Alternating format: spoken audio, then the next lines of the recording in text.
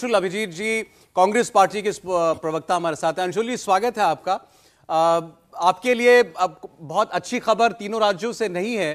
त्रिपुरा में आपका alliance left के साथ 16 सीटों पर आगे चल रहा है, लेकिन बीजेपी अपने एलाय के साथ अभी हाफ वे फिगर के आगे ही दिखाई दे रही है। मेघालय में यह जरूर है कि आपकी मुकुल सांगमा जो पूरी पार्टी एक किस्म से लेकर के चले गए थे तृणमूल कांग्रेस में, अब टीएमसी से ऊपर आप हैं। 9 सीटों पर कांग्रेस पार्टी वहां पर आगे चल रही है, लेकिन अभी भी कॉनराड सांगमा नंबर 1 पार्टी बने हुए हैं, 22 सीटों पर आगे हैं, और बीजेपी भी आपसे 1 सीट पर आगे फिलहाल चल रही है। तो ऐसा नहीं लग रहा कि आप कहीं भी डोमिनेंट पार्टी के तौर पर तीनों ही राज्यों में दिखाई दे रहे हैं? नहीं, देखिए, अभी तो रिजल्ट आने बाकी है। रुझान एक तरह से नतीजे नहीं होते, तो देखिए उम्मीद है अभी थोड़ा इंतजार कर लेते हैं। ये राज्यों की तरफ चलते हैं। पहले त्रिपुरा, मुझे लगता है कि भाजपा की जो लोकप्रियता है वो बढ़ी नहीं है। ऐसा लग रहा है कि जो विपक्ष के जो वोट हैं उनका विभाजन हुआ है।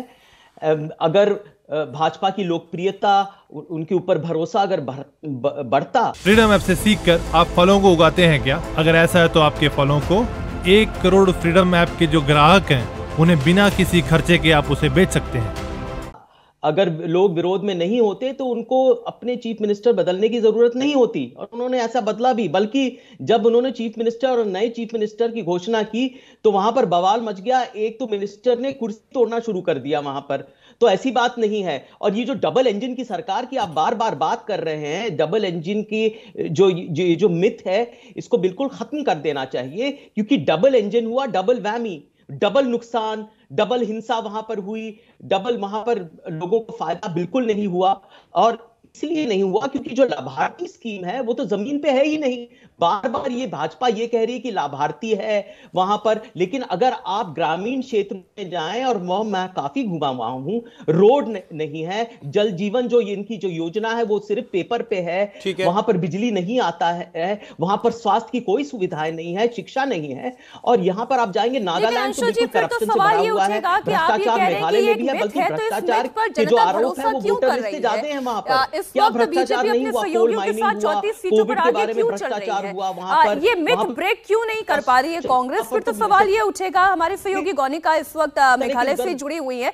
मैं लौटूंगी अंशुल जी आपके पास। गौनिका, मेघालय की स्थिति और वहां पर ये जो टैली है बार बार बदलती हुई, जहां टीएमसी पहले आगे थी, अब वहां से 1 सीट एक्स्ट्रा कांग्रेस आगे बढ़ चुकी है, लेकिन एनपीपी सबसे बड़ी पार्टी के तौर पर दिखाई दे रही है, 22 सीटों पर रुझान।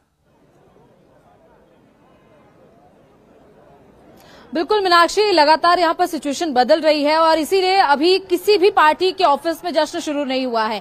कार्यकर्ता जरूर अलग अलग जगह पर पहुंच रहे हैं। खासतौर पर जो पोलिंग जो काउंटिंग सेंटर वहां की तस्वीर आपको दिखाते हैं।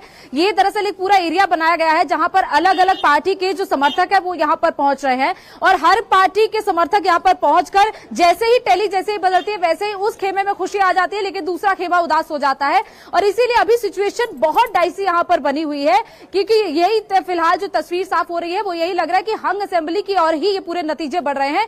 लेकिन उस हंग असेंबली में कौन कौन किसके साथ आएगा? एक अलायंस जो लगभग हमें साफ दिख रहा है वो एनपीपी और बीजेपी का है। बीजेपी अब अच्छा थोड़ा परफॉर्म कर रही है पिछली बार के कंपैरेटिवली, क्योंकि पिछली बार 2 सीटें थी, लेकिन इस बार कहीं ना कहीं वो आंकड़ा बढ़ रहा है। दूसरी तरफ टीएमसी जो बिल्कुल एक तरीके से कहे कांग्रेस का रिप्लेसमेंट इस वक्त यहां पर दिखाई दे रही है।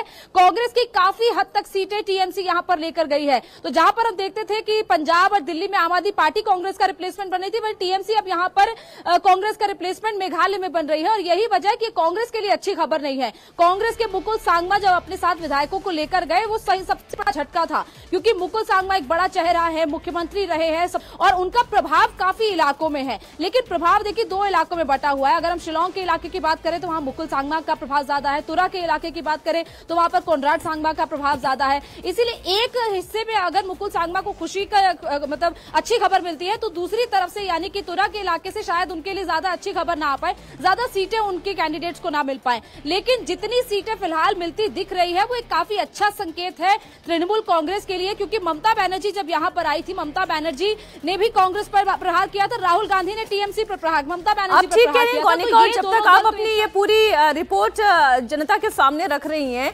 तब तक टीएमसी और कांग्रेस यहाँ पर बराबर हो गई है। अब संजीव जी कुछ लोकल इश्यूज की बात कर लेते हैं। सबसे पहले मेघालय को उठा लेते हैं। कहने को मेघालय एक ऐसा राज्य है जहां पर सबसे ज्यादा बारिश होती है, लेकिन सबसे कॉमन प्रॉब्लम वहां पर यह है कि वाटर हार्वेस्टिंग सिस्टम ना होने की वजह से जल संचय नहीं है, पीने के लिए मीठा पानी लोगों तक नहीं पहुंच पाता है। अब सोचिए एक ऐसे राज्य की स्थिति ये भी हो सकती है। उनके बॉर्डर इश्यूज है, मेघालय की अगर बात की जाए तो असम के साथ उनका सबसे बड़ा बॉर्डर इशू है। तो आप पॉलिटिकल पार्टी वाइज ये बताएं कि कौन सी पार्टी इन तमाम दिक्कतों को दूर कर पाने में ज्यादा कामयाब नजर आती है। मसलन बीजेपी ये प्रोपोगेट करती है, अब ये प्रोपोगेट कर रही है या वाकई में ऐसा हो रहा है? बीजेपी ये कहती है कि हमने हर घर जल नल की वजह से वहां के लोगों के बीच में अपनी पैठ बढ़ाई है। अब ये तो आपने बड़ा गूढ़ प्रश्न पूछ लिया कि हर घर नल कितना वहाँ पे। लेकिन देखिए, अगर हम बड़ी तस्वीर देखें आपकी बात को आगे बढ़ाते हुए, तो डेफिनेटली बीजेपी पोल पोजीशन में आ रही है, चाहे सब स्टेट्स में जूनियर पार्टनर है अलायंस की, लेकिन पोल पोजीशन में इसीलिए आ रही है कि एक तो असम के हेमंत बिस्वा शर्मा, और असम चूंकि नॉर्थ ईस्ट का सबसे बड़ा राज्य है तो वहाँ पे वो अपने दम पे सत्ता में है। तो बाकी जगह का मैनेजमेंट और सेंट्रल जितनी भी स्कीम्स हैं, चाहे वो बॉर्डर इश्यूज हैं जैसे आपने कहा, चाहे पानी के इश्यूज हैं, एक पूरे नॉर्थ ईस्ट में स्पेशली मेघालय, शिलोंग तो मैं कई बार गया हुआ हूँ हाल के सालों में, ट्रैफिक पूरे नॉर्थ ईस्ट में, चाहे वो सिक्किम है, चाहे शिलोंग है, चाहे अरुणाचल है, ट्रैफिक बहुत बड़ा इशू है। तो उसका संचालन, क्योंकि हिली एरियाज हैं, पहुंचना एक दूसरी जगह मुश्किल है, तो कैसे उसका संचालन हो। लेकिन फिर भी एक खास तरह का अनुशासन है। यहाँ दिल्ली जैसा बदहाली नहीं है, लोग कम से कम जब ट्रैफिक जाम भी होता है तो एक लाइन में रहते हैं। ये भी एक पूरे नॉर्थ ईस्ट की खासियत है। संजीव जी, मेरे ख्याल से सुनील देवधर साहब जुड़े हैं हमारे साथ। जी तो जरूर। वो उत्तर पूर्व के बारे में, वहां की चुनौतियों के बारे में बेहतर बता सकते हैं। देवधर साहब, अब आप तो यूं तो संगठन के तौर पर वर्षों से वहां पर आपकी पार्टी और आरएसएस काम करती रही है, लेकिन सरकार चलाने का जो अनुभव है उससे आपने क्या पाया? और इन 5 वर्षों में खास तौर पर उत्तर पूर्व में आपने लगभग हर राज्य में सरकार बनाने में कामयाबी हासिल की है, क्या बता पाएंगे अपनी उपलब्धि के बारे में? पहली बार डबल इंजन की सरकारें पूर्वोत्तर के राज्य देख रहे हैं। केंद्र में नरेंद्र मोदी जी की सरकार जो विकासाभिमुख सरकार है, और राज्य में भी भारतीय जनता पार्टी की या तो गठबंधन की या पूर्ण बहुमत की सरकारें हैं। और इसलिए केंद्र सरकार की योजनाओं को सीधे सीधे लोगों तक पहुंचाना, एक तो डायरेक्ट बेनिफिशियरी ट्रांसफर से, और दूसरा जहां पर डिलीवरी करना है वहां पर गुड गवर्नेंस होने के कारण हमारी राज्य सरकारों ने अच्छे काम किए। दूसरी बात, पूर्वोत्तर में शांति लौट आई। एक ज़माने में पूर्वोत्तर जाना जाता था आतंकवाद के लिए, ब्लॉकेड के लिए, बंद के लिए, लेकिन आप देखेंगे गए 5 वर्ष में, रादर 8 साल में, आपको बंद कल्चर बंद हो गया है, ब्लॉकेड कल्चर बंद हो गया है। तीसरा, नागालैंड और मेघालय जैसे राज्य में जो ईसाई बहुल राज्य है, वहाँ पर यह गलत नैरेटिव था कि बीजेपी ईसाइयों के खिलाफ है, लेकिन मेघालय की जनता आप देख रही है किस तरह से 2 की 10 सीटें आने की संभावना दिखाई दे रही है। और ये 10 सीटें ही नहीं तो बाकी जगह पर भी आप देखेंगे तो भारतीय जनता पार्टी का मेघालय में वोट शेयर बढ़ गया होगा, और बिना भारतीय जनता पार्टी के सपोर्ट के वहाँ पर कोई सरकार बना नहीं पाएगा। त्रिपुरा के अंदर बहुत ज़्यादा उछलकूद तृणमूल कांग्रेस बाई इलेक्शंस में कर रही थी, नगरपालिका चुनाव में भी बहुत कोशिश कर रही थी। उनको समझ में आ गया कि दाल वहाँ पर गलने वाली नहीं है, वो कर सकते तो कांग्रेस को रिप्लेस कर सकते, लेकिन कांग्रेस ऑलरेडी त्रिपुरा से पिट गई थी। तो इसलिए उन्होंने अपना रुख मेघालय की तरफ किया, जहां कांग्रेस के विधायक उन्होंने अपने पास ले लिए। और चूंकि कांग्रेस, राहुल गांधी जी जब जाकर सभा करते हैं तो ये पक्का है कि कांग्रेस का जनाधार और घटना है। मैं तो उनको और शक्ति मांगूंगा, सब जगह पर वो प्रवास करे और जगह जगह जाकर कांग्रेस को ख़त्म करके वापस लौटे। लेकिन वहाँ पर तृणमूल कांग्रेस जो आई है, उन्होंने कांग्रेस की स्पेस को ऑक्यूपाई किया है, पूरी तरह से नहीं, लेकिन बिना भारतीय जनता पार्टी के वहाँ पर भी सरकार नहीं बनेगी, ये रुझानों में दिखाई दे रहा है। त्रिपुरा में पहली बार 5 साल एक ऐसी सरकार देखी कि जिसमें कोई कमीशन राज नहीं था, सिंडिकेट राज नहीं था, और हाईवेज, आईवेज, एयरवेज और ये जो आपको देखने को मिले वहाँ पर, इतने हाईवेज त्रिपुरा ने कभी देखे नहीं थे। मनरेगा में होने वाला भ्रष्टाचार, छोटे छोटे सब्जियां बेचने वालों को भी कमीशन देना पड़ता था, बिना सीपीएम के पुलिस स्टेशन में सुनवाई नहीं होती थी, ये सब अब त्रिपुरा में ख़त्म हो गया है और इसलिए रुझानों में थोड़ा बहुत आगे पीछे होता हुआ दिखाई दे रहा है। लेकिन मैं आश्वस्त हूँ कि भारतीय जनता पार्टी त्रिपुरा में पूर्ण बहुमत से अपनी सरकार बनाएगी और मेघालय में हम सरकार में रहेंगे और नागालैंड तो आप देख ही रहे किस तरह से धुआंधार विजय भाजपा के गठबंधन का हो रहा है।